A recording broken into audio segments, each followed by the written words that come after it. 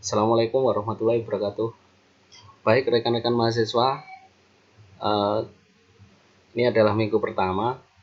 Jadi mungkin yang lebih baik adalah kita perkenalan dulu. Saya Budi Arsono dari Teknik ITS.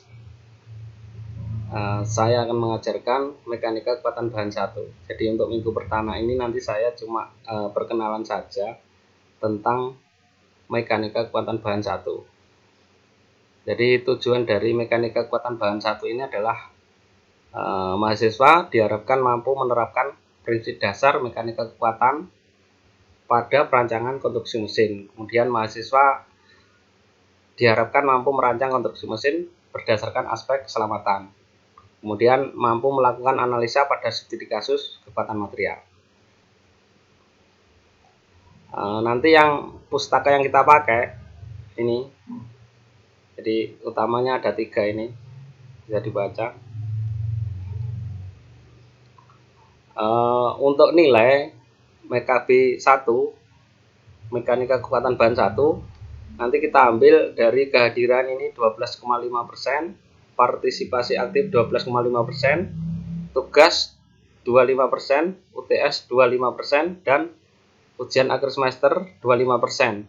Untuk kehadiran rekan-rekan mahasiswa nanti saya ambil dari online di e-learning sesuai jam mata kuliah diajarkan. Jadi nanti kalau Anda online saya anggap hadir seperti itu ya. Nanti ada yang mungkin ada yang ditanyakan, misalkan kerja, nanti diharapkan HP-nya tetap saja online. Jadi nanti saya tetap memberikan kehadiran, tapi saya nanti tidak ambil di partisipasi aktif. Jadi partisipasi aktif ini selain diskusi nanti saya ambil dari online di jam saya mengajar. Di situ nanti saya bisa melihat Anda ikut memperhatikan, artinya Anda ikut di jam saya atau tidak. Kalau online saja berarti kehadirannya iya, tapi kalau online tetapi tidak membuka, berarti nanti partisipatifnya saya anggap tidak ada, seperti itu. Kemudian tugas nanti saya juga akan memberikan tugas.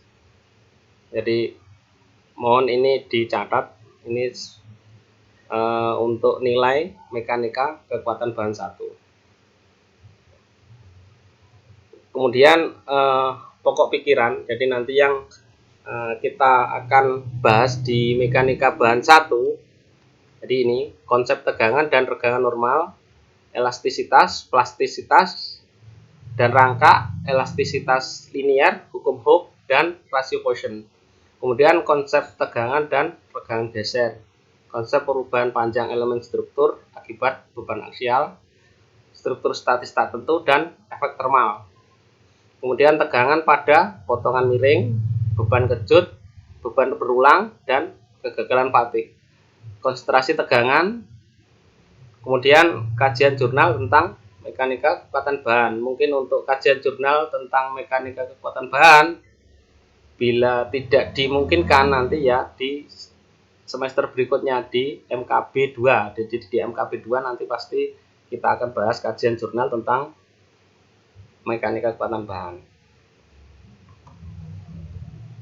Nah, ini mekanika itu adalah bagian dari ilmu teknik rekayasa, selain dari statika dan dinamika. Jadi kalau nanti kita belajar ilmu teknik rekayasa, pasti kita dapat tiga-tiganya ini. Tapi mekanika ini hampir di semua cabang ilmu teknik mekanika pasti dipelajari. Jadi karena mekanika ini adalah perilaku dari benda padat akibat beban yang bekerja. Jadi hampir semua ilmu teknik pasti mempelajari mekanika. Jadi teknik sipil, teknik mesin, dan lain sebagainya. Kalau statika dan dinamika ini lebih ke arah perilaku, gerak, kemudian gaya, terhadap molekul benda tegar. Jadi lebih kompleks mekanika. Untuk desain struktur mekanika ini yang penting, sangat penting sekali.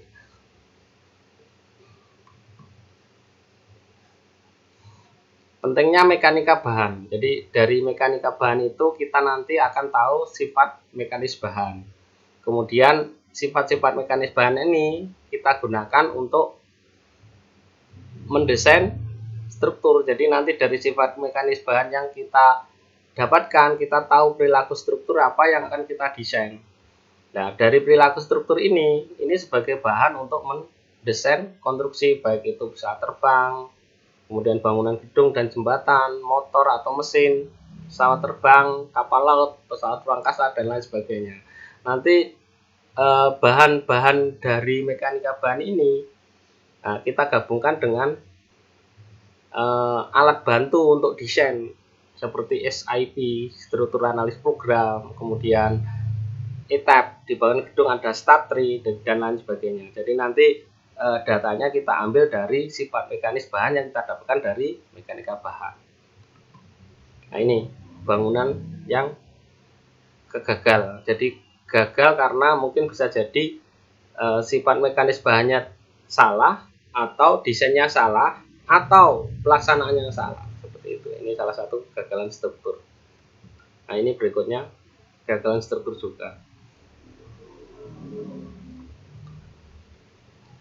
Nah, ini mekanika bahan. Apa itu? Jadi mekanika bahannya adalah mekanika terapan yang membahas perilaku benda padat yang mengalami berbagai pembebanan. Bisa disebut juga kekuatan bahan atau mekanika benda yang dapat berdeformasi. Kemudian mempelajari bahan berupa batang dengan beban aksial, poros yang mengalami torsi, balok yang mengalami lentur, dan kolom yang mengalami tekan.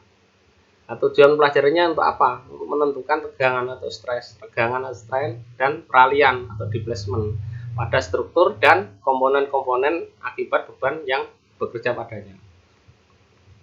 Nah, ini sejarah peneliti yang pernah meneliti bahan seperti mekanika bahan.